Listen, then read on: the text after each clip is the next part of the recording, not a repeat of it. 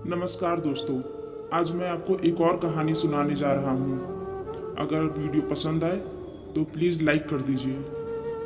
अरे रानी, तुम सावली, ऊपर से यह काली साड़ी, वो अच्छी दिखेगी क्या तुम्हारे ऊपर? पहले ही तुम्हारे रंग को देखकर लोग ताना मारते हैं।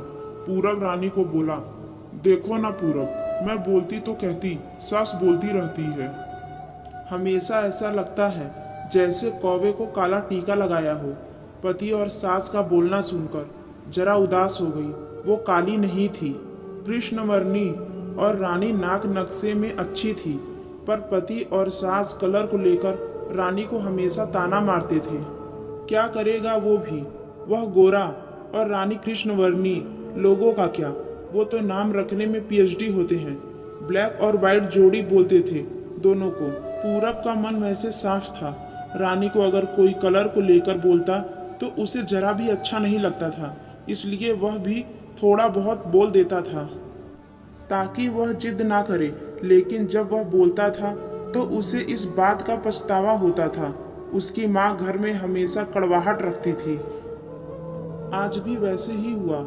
घर में उत्सव के माहौल में सुबह जब सास ने रानी से बात की तो वह थोड़ी घबराई हुई थी। उसका चेहरा भी शांत था। पूरब वास्तव में खुद पर शर्मिंदा था। अपराधी की तरह बैठने के बजाय वह काम के लिए बाहर गया। कई सारी महिलाएं काली साड़ी पहनकर सड़कों पर चल रही थी। सभी ही गोरी थी ऐसा नहीं था, लेकिन उन पर वह काली साड़ी अच्छी लग रही थी। पूरब काम की जगह पर गया। उसका बचपन का दोस्त विक्की और उसका पूरा परिवार साथ में था। जान पहचान हुई तभी पीठ के पीछे से विक्की की पत्नी आई। वह भी काली सांवली ही थी, काली साड़ी पहनी थी। उसने पीछे से एक आवाज आई, प्रतीक्षा दीदी, अच्छी दिख रही हो आप। आपकी साड़ी भी अच्छी है और आप भी। प्रतीक्षा के चेहरे पर खुशी आई। उससे ज्यादा विक्की खुश हो गया था। पूरब विक्की को कुतूहल से देख रहा था। विक्की ने वह देखा और जाना वो पूरब के सवालों को हल करना चाहता था। विक्की ने पूरब से सीधे ही पूछ लिया, पूछो तुम्हारे मन में जो भी है, मैं तुम्हें उसका उत्तर देने के लिए तैयार हूँ। पूरब पहले हड़बड़ाया, फिर वह बोलने लगा कि नहीं नहीं, ऐसा कुछ भी नहीं है। विक्की ने पूरब से कहा, तुम मुझे नहीं जानती कि मैं लोगों का मन कितने अच्छे से पढ़ सकता हूँ। तुम तो मेरे बचपन के मित्र हो। तुम्हारे मन की बात भला मुझे कैसे छुपी रह सकती है। विक्की आगे बोला, चलो ठीक है, तुम्हारा सवाल भी मैं ही बता देता हूँ। तुम यही सोच रहे हो ना कि मेरी पत्नी जो रंग से काली है और आज उसने काली साड़ी पहन रखी है, फिर भी वह और मैं इतना खुश कैसे? पूरब सब कुछ शांति से सुन रहा था और कुछ भी बोल नहीं पा रहा था। विकी बोला, काला रंग ऐसा रंग है जिसमें दुनिया का कोई भी रंग मिला दे वह कभी नहीं बदलता, यानी कि किसी और रंग की संगत में वह अपना अस्तित्व कभी नहीं छोड़ता। इसी प्रकार प्रतीक्षा भी दिल से एकदम उस कलर के जैसी है, कभी भी रंगीन ना होने वाली लड़की है। वह अपने मर्जी से जिए, मुझे यही अच्छा लगता है।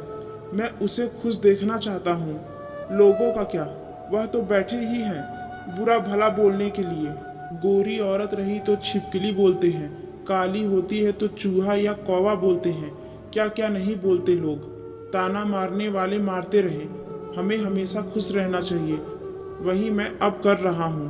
वो सुबह मुझे बोली, मैं कैसी दिख रही हूँ? अच्छी लग रही हो तुम। ऐसा बोलने पर उसके चेहरे पर वह कोलगेट स्माइल देखकर मुझे सकारात्मक ऊर्जा मिली।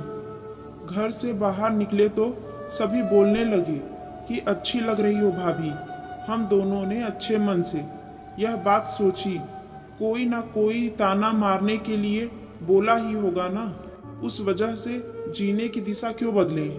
पूरब को उसके घर का सुबह का माहौल याद आया। वह खुद पर ही चिढ़ गया। उसे लगा वो सचमुच में गलत था। मैं ही रानी को दुख देता हूँ, उस वजह से सब उसे बोलते हैं। अब मुझे ही अपनी भूल सुधार कर उसे माफ़ी मांगनी होगी। उसने हंसते हुए विक्की को अलविदा कहा। अपना काम निपटाकर वह एक साड़ी की दुकान पर गया। रानी के लिए उसने काले रंग की साड़ी ली और घर गया। घर जाने के बाद रानी शांत बैठी थी। उसने रानी को आवाज दी और साड़ी उसके हाथों में दे दी। रानी को जरा अलग ही लगा। उसने प्रसार्थक नजरों से पूरब की ओर देखा। उसने बॉक्स खोलकर देखा तो काले रंग की साड़ी थी। रानी, मैं लाया हूँ तुम्हारे लिए यह साड़ी। आज पहन के दिखाओ कैसी दिखती हो तुम। अच्छी नहीं लगी तो बदल देंगे साड़ी को। देखने तो दो कैसी दिखती हो तुम इस कलर में। रानी को जरा अच्छा लगा। चलो तैयार हो जाओ जल्दी, हम जरा बाहर जाकर आते हैं। एक क्लाइंट के पास जाना है, उन्होंने बुलाया है जोड़ी में। पूरब का बोलना सुनकर रानी तैयार होने लगी। काली साड़ी, उस पर हल्का सा मेकअप और लंबे बालों की चोटी। पूरब भी क्या, पूरब की माँ भी रानी को देखते ही रह गई। पूरब बोला, रानी सॉरी, अरे लोगों की बातों में आकर मैं तुम्हें हमेशा बोलता रहा और खरा सौंदर्य किसमें है यह मैं भूल गया था। रंग दो ही हैं, यह जानकर फिर भी जीना छोड़ दे क्या? अपनी खुद की पसंद छोड़ दे क्या? तुम्हें काली रंग की साड़ी पहनना बहुत अच्छा लगता था ना, पर मैं हमेशा तुम्हें टोकता रहा। अब मुझे समझ में आया, किसी भी रंग में रंगते वक्त मन साफ हो तो खूबसूरती निखरती है। तुम जैसे चाहती हो वैसे ही जियो, मैं कभी भी तुम्हें नहीं बोलूँगा। और हाँ, सचमुच सुंदर दिखती हो तुम, तुम्हारे रंग पर अच्छा खिलता है यह काला रंग। रानी के चेहरे की लाली और भी ज्यादा बढ़ गई थी यह बात सुनकर। शर्माकर वह पूरब को बोली, क्या आप भी? पूरब ने रानी का मुस्कुराता हुआ चेहरा देखा और उसके बदले हुए विचारों से पूरब खुश हुआ।